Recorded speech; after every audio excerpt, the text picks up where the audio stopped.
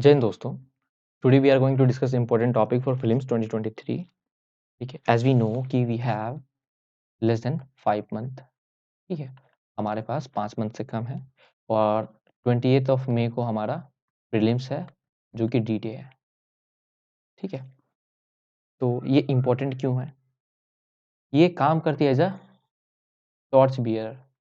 ठीक है, as a torch bearer. As we know कि यूपीएससी का वास्ट सिलेबस है, वास्ट वास्ट टॉपिक है। अंडर द सन सब कहते हैं अंडर द सन सब कुछ पढ़ना है। आई नो कि सब कुछ पढ़ना है, लेकिन कुछ टॉपिक है जो जिस पे आप मास्टरी कर लोगे, बिलीव मी और नॉट, आपके 80 to 90% क्वेश्चंस वहां से ही आते हैं। अब ये इंपॉर्टेंट टॉपिक मैं कहाँ से लाया? तो मैं PYQ को एनालाइज किया। लास्ट 20 ईयर्स यूपीएससी के PYQ को एनालाइज करने के बाद में टॉपिक एनालाइज करा और देखा कि हर साल इस टॉपिक से क्वेश्चंस बन ही रहे हैं और कैसे ये इंपॉर्टेंट है।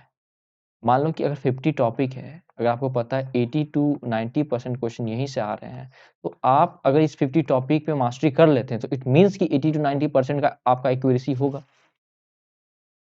ठीक है, आपको पता है कि चलो ठीक है भाई, मुझे अगर प्रेसिडेंट से हर साल क्वेश्चन आ रहे हैं तो आप उसको छोड़ नहीं सकते हो, उसको ज़्यादा इंपॉर्टेंस दोगे। बट इट इंपॉर्टेंट टॉपिक क्या है? पॉलिटी में हर साल ऑन एन एवरेज 15 क्वेश्चंस बनते हैं एवरी ईयर। 15 क्वेश्चंस हर साल ऑन एवरेज बनते हैं। प्रीएम्बल का अल्टरनेट ईयर में क्वेश्चन आप देखोगे। फिर फंडामेंटल राइट, डीपीएसपी और फंडामेंटल ड्यूटीज हर साल क्वेश्चन होती है। वैसे ही पार्लियामेंट और स्टेट लेजिस्लेटिव की हर साल होती है। प्रेसिडेंट और गवर्नर हो गया, और इसके साथ में आप लगे हाथ एंटी डिफेक्शन लॉ पढ़ लेना। और एक चीज, जब भी आप सेंटर पढ़ रहे हो तो आप उसके साथ में स्टेट पढ़ लो। कंपेयर करके पढ़ोगे तो एक माइनॉरिटी स्टडी हो जाएगी, तो आपको ज्यादा समझ में आएगी, ज्यादा मतलब कॉन्सेप्ट क्लियर होगा। ठीक है, इमरजेंसी प्रोविजन, ठीक है, पंचायती राज इंस्टीट्यूशन और अर्बन लोकल बॉडी। फिर हमारी आती है जुडिशरी।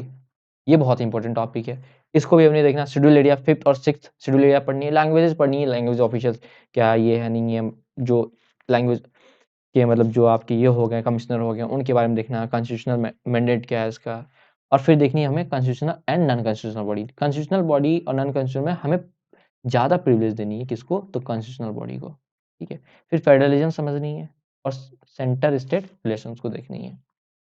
ठीक, अब ऐसे इकोनॉमिक्स में हर साल इसमें भी 15 क्वेश्चंस हर साल ऑन एवरेज आते हैं एवरी ईयर। आप चाहे 2021 22 किसी साल का भी उठा के देख लो।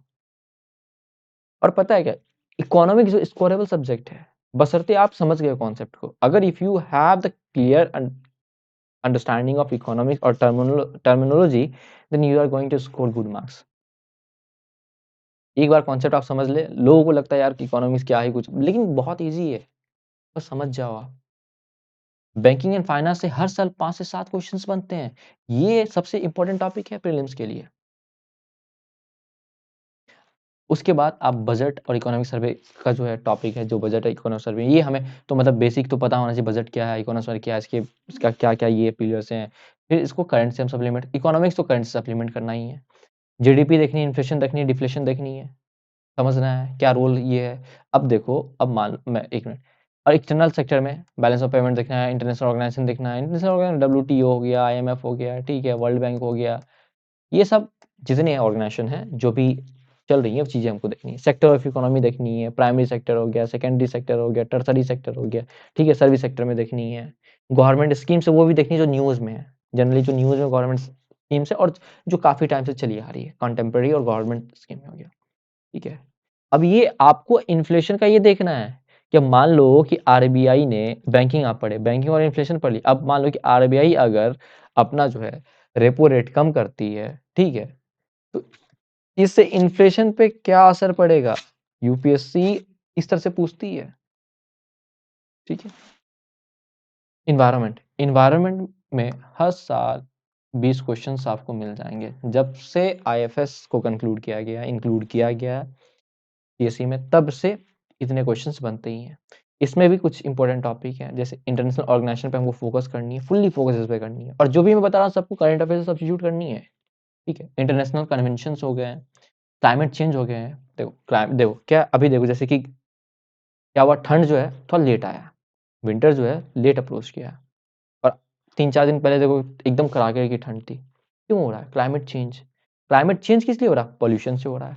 तो हमारा ये जो पॉल्यूशन है, ये भी इंपॉर्टेंट हो जाता है। जब पॉल्यूशन पढ़ेंगे तो हार्म गैसेस पढ़ेंगे। हार्म गैसेस जब पढ़ेंगे तो carbon cycle, phosphorus cycle, nitrogen and sulphur cycle भी पढ़ लेंगे इसके साथ में, ठीक है? उसके बाद हम नेशनल पार्क देखेंगे, वाइल्ड लाइफ सेंचुरी देखेंगे, वेटलैंड देखेंगे, रामसर साइट्स देखेंगे, बायोस्फीयर रिजर्व देखेंगे। आप मानो या ना मानो, ये सब मिला के प्लस ज्योग्राफी के मैपिंग के मिला के 10 से 12 क्वेश्चंस यहाँ से ही आ रहे हैं आपके। इन्वायरमेंट एक्ट को अच्छे से पढ़ना है और बॉडीज को पढ़नी है। जैसे कंपा क्या है, नेशनल ग्रीन ट्रिब्यूनल क्या है, वाइल्ड लाइफ प्रोटेक्शन एक्ट क्या है, इन्वायरमेंटल प्रोटेक्शन एक्ट क्या है, एफआरए क्या है, ये चीज़ों को हमको बारीकी से देखनी है। जो इंपॉर्टेंट, ये इंपॉर्टेंट है क्योंकि हर साल इससे क्वेश्चंस रहा है यूपीएससी में। वैसे ही देखेंगे हम एनिमल का स्टेटस देखेंगे, ज़्यादा नहीं, क्रिटिकली एंडेंजर्ड स्पीसीज का देखना है और उसका जो न्यूज़ में चली उनका देखना है और स्टेट एनिमल का स्टेटस क्या, बस ये हमको देखना है, ठीक है? इतना करना है। बायोडाइवर्सिटी और इकोलॉजी का बेसिक कॉन्सेप्ट समझना है कि फूड वेव क्या हो गया, फूड साइकिल क्या हो गया, ठीक है? ये सब चीज़ें देखना है। बायो मैग्निफिकेशन क्या हो गया, बायो एक्यूमुलेशन क्या हो गया, ठीक है? बायो मैग्निफिकेशन हो गया, बायो एक्यूमुलेशन क्या हो गया, ये सब चीज़ बेसिक सारा हमको देखना है, ठीक? ज्योग्राफी में जो है रिवर बहुत इंपॉर्टेंट है। आपको पता होना चाहिए कि अब जो है, अगर मान लो कि गंगा कहाँ से निकलती है, ब्रह्मपुत्रा कहाँ से निकलती है, कहाँ जाके मिलती है, उनके ट्रिब्यूटरीज क्या हैं, ठीक है? चीज़ें, हर एक चीज़ इस तरह से देखना है अपने को। वेजिटेशन एंड फॉरेस्ट देखनी है। मैपिंग, मैपिंग में रिवर हो गया एक तो अपना, ठीक है? लेक्स हो गए जो इंपॉर्टेंट हो गए, फ्रेश वाटर लेक हो गया कि साल्ट वाटर हो गया, ठीक है? और अपने को मतलब ये हिल्स देखनी है, ठीक है? प्लेट्यूज देखनी है। वर्ल्ड में भी अपने को सीज देखनी है, ठीक है? सी में अपने को ब्लैक सी वगैरह हो गया, ब्लैक सी हो गया इंपॉर्टेंट टॉपिक, ये जो ब्लैक सी हो गया, ठीक है? मेडिटेरेनियन सी हो गया, ठीक है? रेड, तो ये सारी हमको देखनी है इस चीज़ में। क्लाइमेटोलॉजी का क्या कॉन्सेप्ट, देखो ये सब फैक्चुअल हो गया, कॉन्सेप्ट वाली जो हो गई क्लाइमेटोलॉजी और ओशनोग्राफी हो गया, यहाँ से आपके बनेंगे। अब ये देखो कि ठीक है, आपसे ये मान लो कि साइक्लोन साइक्लोन क्यों बनता है, कैसे बनता है, ये देखना है। आपका किस में आ गया? दोनों का मिक्स करके आ गया इसमें। ओशनोग्राफी में आप पढ़ोगे कि ठीक है भाई, मतलब कि चलो साइक्लोन, ट्रॉपिकल साइक्लोन या एक्स्ट्रा ट्रॉपिकल साइक्लोन क्या है, कैसे बनता है, चीज़ ये होनी चाहिए। फिर एग्रीकल्चर हो गया, ये इंपॉर्टेंट टॉपिक है।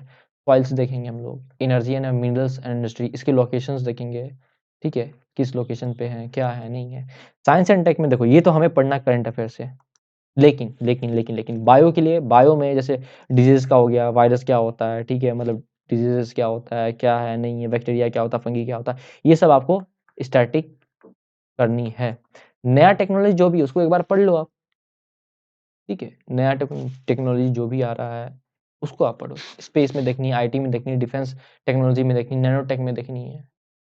अब न्यू टेक्नोलॉजी में क्या, बायोटेक्नोलॉजी आ गया, उसके बारे में पढ़ो, क्या है, नहीं है। जब बायोटेक्नोलॉजी पढ़ोगे तो बायो तो जाना ही पड़ेगा आपको पढ़ने के लिए। ऐसे माइंड स्टडी करनी है और ये तो करंट अफेयर से है, लेकिन फिर भी भाई साहब 12 से 15 क्वेश्चन इससे भी आते हैं। हिस्ट्री, एंशिएंट हिस्ट्री बहुत लोग छोड़ जाते हैं। बिलीव मी, मेरे बहुत दोस्त छोड़े, लेकिन अब जब जैसे-जैसे अटेम्प्ट बढ़ती जाती है वैसे-वैसे फिर पढ़ना स्टार्ट कर देते हैं। इसमें सबसे है कि इंडस वैली सिविलाइजेशन, मैंने ऑलरेडी बता दिया कि कैसे, कहाँ से पढ़नी है। इंडस वैली सिविलाइजेशन हो गया, ये जो इंपॉर्टेंट टॉपिक है, बुद्धिज़्म एंड जैनिज़्म पढ़ लो और इसमें ऐसा है कि आप अच्छे से पढ़ लो, अगर आपको आया तो ठीक, नहीं तो किसी को नहीं आ रहा।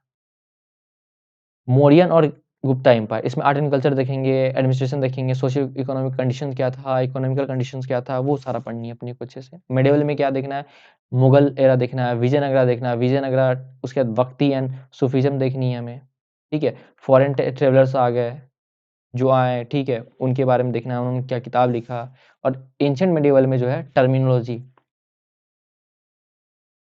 टर्मिनोलॉजी हमें देखनी है। मॉडर्न में, मॉडर्न में एक ही चीज़ है, क्रोनोलॉजी। जब गांधी आए, ठीक है? गांधी आने के बाद में जैसे-जैसे चीज़ें घटी है उसका हमें क्रोनोलॉजी एक इसमें पता होना चाहिए। एक पेपर पे आप लिख के रखो, उसको बार-बार देखते रहो। जितने कॉन्स्टिट्यूशनल एक्ट हैं, जो भी कॉन्स्टिट्यूशनल एक्ट हुए हैं स्टार्टिंग से लेके अभी तक में, अभी तक में नहीं, सॉरी, मतलब सिंस इंडिपेंडेंस तक के जितने भी सीन रहे हैं, वो हमें देखनी है। गवर्नर जनरल्स देखना है और उनके काम क्या हो गए, ठीक है?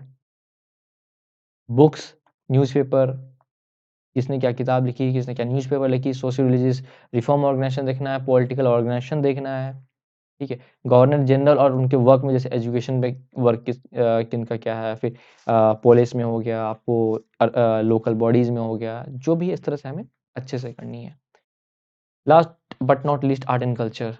इसमें तो सबसे पहले यूनेस्को वर्ल्ड हेरिटेज साइट देखनी है, टेम्पल्स एंड केव आर्किटेक्चर देखना है कि कहाँ पे है, क्या उसकी फीचर्स थी, पेंटिंग देखनी है, ठीक है? उसके बाद हमने मार्शल आर्ट्स देखनी है, क्लासिकल डांस देखनी है। इतनी टॉपिक है, इसको आप कर लो, ठीक है? बस यही है। Thank you for